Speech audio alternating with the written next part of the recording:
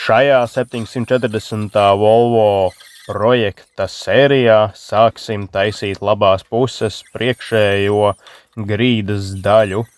Šī te brīdī tiek identificēti punktu metinājumi un tiek viņi izslīpēti ārā, lai varētu izņemt šos te paneļus. Un, kā teikt, panelis tiek ņemts gandrīz visā izmērā ārā, tiek griezts līdz ar kardānu šahtu, līdz pat augšai daļai izņemot uguns mūri. Pēc kur šādu te fragmentu jau dabūjām ārā, vēl sīkās daļiņas, kas palikušas noņemam.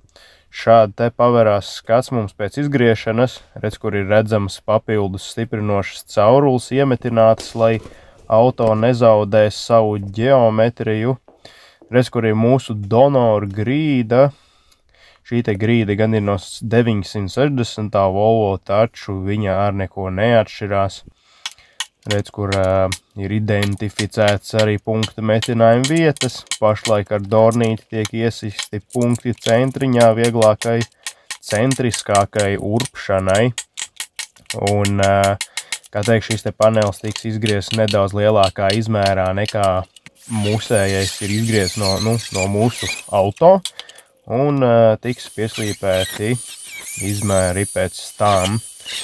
Kā teikt, jāredz, kur jau griežam, urbjam ārā, un, lai redzētu turpinājumu, nāksies vien tev pagaidīt nākamo sēriju. Paldies tev par skatīšanos!